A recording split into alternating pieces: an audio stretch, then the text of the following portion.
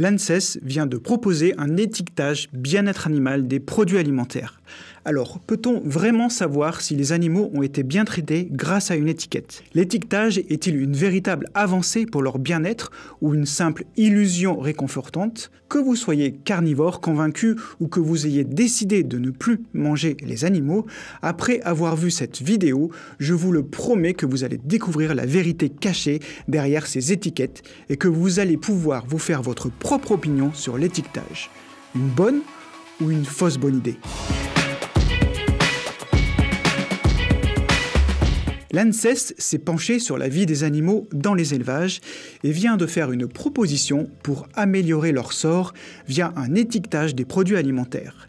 Cette proposition vise à fournir des informations claires et fiables aux consommateurs et consommatrices sur les conditions de vie des animaux en utilisant des critères scientifiques rigoureux. L'objectif est d'encourager une prise en compte progressive du bien-être animal, car oui, tous les élevages ne se valent pas et il y en a des meilleurs que d'autres du point de vue des animaux.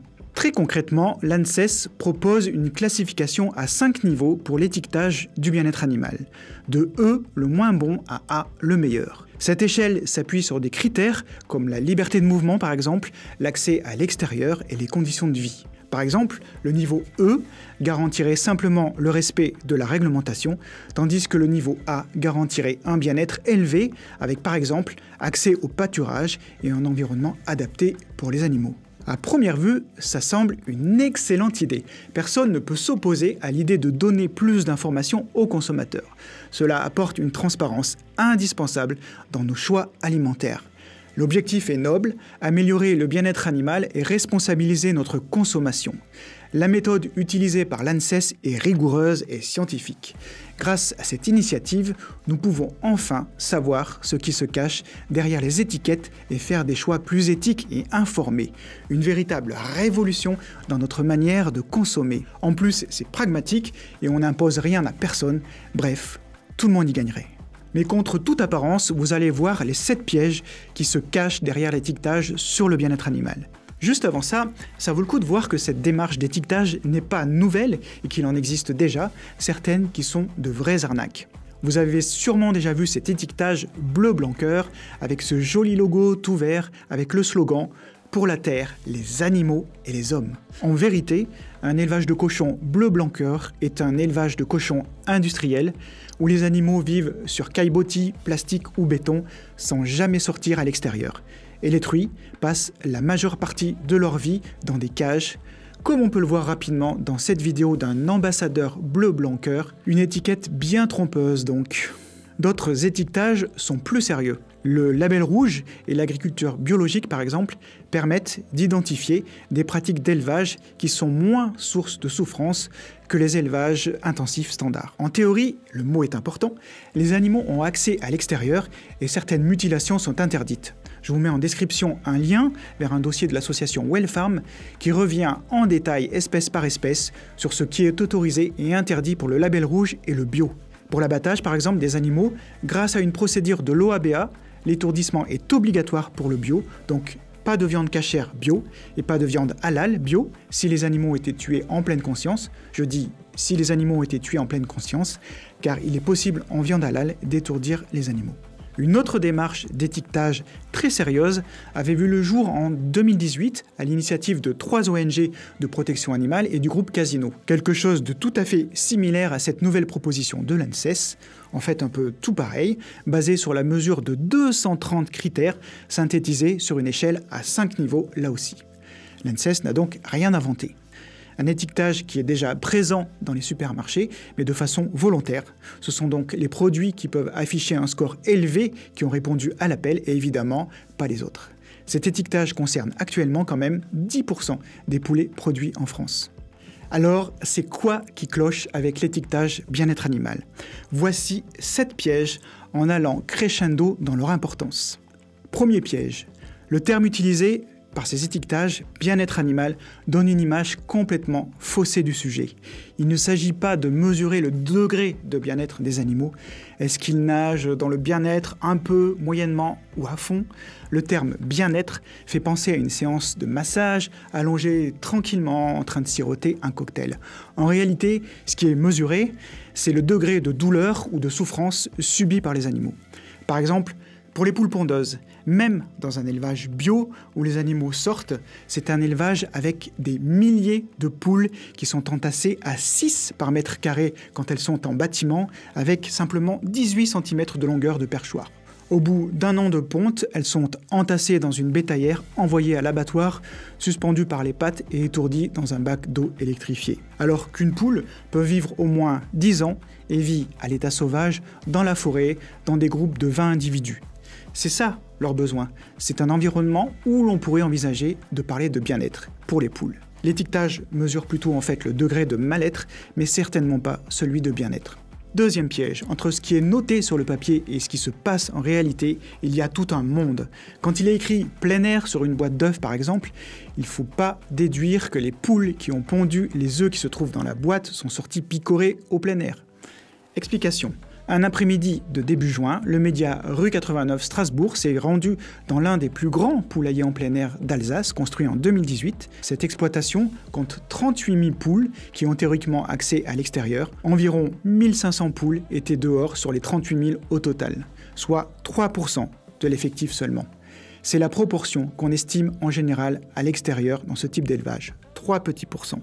En effet, les poules sont des oiseaux qui, à l'état sauvage, vivent dans la forêt, se perchent dans les arbres et ne s'aventurent jamais sur des terrains de plusieurs hectares, terrains à découvert, sans protection des rapaces qui peuvent les attaquer. Elles restent donc agglutinées autour des trappes pour celles qui mettent une patte dehors. Un autre exemple, pour les cochons, quand il est indiqué dans la réglementation qu'ils doivent avoir accès à une quantité suffisante de matériaux permettant des activités de recherche, tels que la paille, le foin, etc. Dans la réalité des élevages, cet enrichissement est constitué de minuscules bouts de chaîne accrochés dans un coin de leur enclos. Troisième piège. L'ANSES a bien identifié ce gap entre la théorie et la réalité. L'agence propose donc qu'il y ait une obligation de résultat et pas simplement de moyens. C'est-à-dire que si on dit par exemple que les animaux doivent pouvoir s'abreuver pendant un long transport, il faut qu'on puisse les voir boire effectivement. Par exemple, il y a des pipettes pour les veaux dans des camions, dans les bétaillères pour les longs transports, mais ils sont tellement entassés et ne savent pas boire avec ces dispositifs, donc c'est pas bon. Mais alors, ça veut dire qu'il faut aller voir ce qui se passe réellement dans les élevages. Mais c'est complètement utopique de penser qu'un tel contrôle soit possible. Par exemple, l'objectif de contrôle de la protection animale du côté du ministère de l'Agriculture, c'est de contrôler 1% des élevages par an. Et il n'y arrive même pas. Bref, contrôle impossible. Quatrième piège. Les produits étiquetés ne concernent qu'une petite partie du problème. Quid des plats préparés qui contiennent plusieurs ingrédients animaux? Quid des ingrédients transformés dans l'agroalimentaire? Quid des produits animaux utilisés dans la restauration privée ou la restauration collective? Pour les œufs, par exemple, seulement un tiers sont vendus dans leur coquille en supermarché. Le reste, ce sont les ovoproduits ou la restauration. Cinquième piège. Le niveau E dans l'étiquetage, le niveau le plus bas, comme celui proposé par l'ANSES, est présenté comme étant le niveau basique, celui du simple respect de la réglementation. Mais là aussi, c'est une arnaque totale.